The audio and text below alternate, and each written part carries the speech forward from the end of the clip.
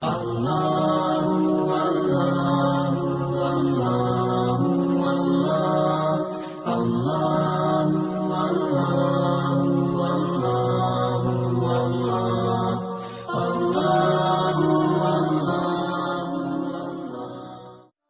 پر قوم شعیب کا اللہ نے قصہ سنایا. یہ تاجر قوم تھی. فیصل آباد کے بازاروں میں جو ناپ تول میں کمی ہے وہ وہاں ہو رہی تھی، جو جھوٹ ہے وہ وہاں چل رہا تھا، جو خیانت ہے وہ وہاں چل رہا تھا، دکھانا اور دینا اور یہ وہاں چل رہا تھا، تولنے میں زیادہ، ناپنے میں زیادہ، یہ سارا کام جو کچھ ہو رہا ہے وہ وہاں ہوا اور بڑھتا گیا اور بڑھتا گیا، اور ساری دنیا کی تجارت انہوں نے قبضے میں کر لی. اور شعیب علیہ السلام نے کہا کہ بھائی اس سے باز آ جاؤ. اوفوا الکیل وزنوا بالقسطاس المستقیم، صحیح تولو، صحیح ناپو، ناپ تول میں کمی نہ کرو. جواب آیا اصلاتک تأمرک ان نترک ما يعبد آباؤنا او ان نفعل فی اموالنا ما نشاء انک لانت الحلیم الرشید. اے شعیب بس تم مسجد میں بیٹھ جا، ہمارے کاروبار میں دخل نہ دے.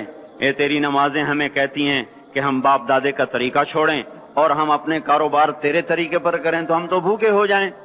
کسی سے آپ کہیں کہ بھائی دیانت سے تجارت کرو، کہے گا مجھے تو بجلی کا بل بھی ادا نہیں ہوگا، میں روٹی کہاں سے کھاؤں. یہ میں نے ایک سے کہا تم ملاوٹ کیوں کرتے ہو، ایک تیل والے سے میں نے کہا تم ملاوٹ کیوں کرتے ہو، کہ اگر ملاوٹ کروں تو ایک ڈرم کے پیچھے 500 روپیہ بچتا ہے اور خالص بیچوں تو 50 روپیہ بچتا ہے، تو 50 روپے سے میرا کیا ہوگا، سبزی گوشت بھی نہیں آتا، اور 500 روپے سے تو کتنا دن گزر جاتے ہیں. تو یہی کچھ قوم شعیب نے کہا کہ اصلاتک تأمرک ان نترک ما یعبد آباؤنا او ان نفعل فی اموالنا ما نشاء. میاں شعیب اپنے گھر بیٹھ جا، ہمیں تیری تبلیغ نہیں چاہیے، ہمیں اپنا کاروبار کرنے دے. یہی آج کے بازاروں کے مسلمان کہہ رہے ہیں کہ ہمیں یہ شریعت نہیں منظور، تو کاروبار کیسے ہوگا، جھوٹ نہ بولیں تو کام کیسے چلے، خیانت نہ کریں تو کام کیسے چلے، ناپ تول میں کمی نہ ہو تو کام کیسے چلے، اور سودی کام نہ ہو تو کام کیسے چلے، بینک نہ ہو تو کام کیسے چلے. یہ سارے اعتراضات جو آج کے تاجر کرتے ہیں یا دکاندار کرتے ہیں، یہ سارے اعتراضات شعیب علیہ السلام کی قوم نے کیے کہ پھر کاروبار کیسے چلے گا، پھر منڈیاں کیسے چلیں گی، پھر تجارت کیسے چلے گی. تو ہم تو تجارت چلانے نہیں آئے، ہم تو اللہ کو راضی کرنے آئے ہیں. اللہ کو راضی کر تو تجارت ٹھپ ہو جائے تو ہو جائے اور چل پڑے تو برکت. سبحان اللہ. ہم اس بات کے مکلف نہیں ہیں کہ ہم نے روٹی کھانی ہے اور بچوں کو کھلانی ہے.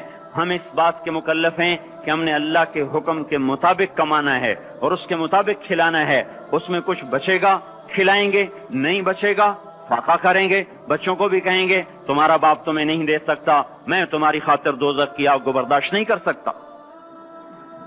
اگر سچ پر کمائیں اور دیانتداری سے کمائیں تو روٹی کہاں سے کھائیں.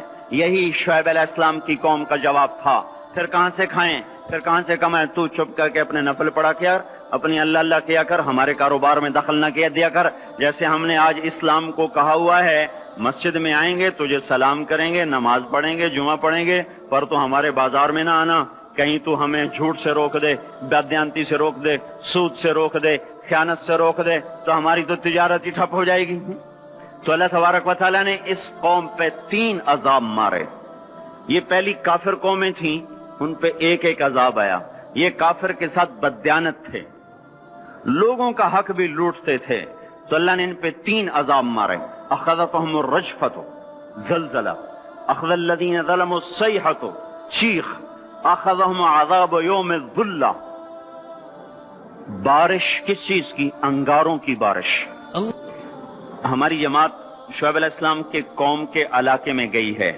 وہ اتنا ٹھنڈا علاقہ ہے کہ جب ہم وہاں سے گزرے تو اتنی برف پڑی ہوئی تھی، اتنی یعنی تقریباً 3 فٹ برف پڑی ہوئی تھی. ایسا ٹھنڈا علاقہ. اللہ نے ایک گرم ہوا بھیجی، وہ جھلس گئے، تڑپ گئے، آبلے پڑ گئے.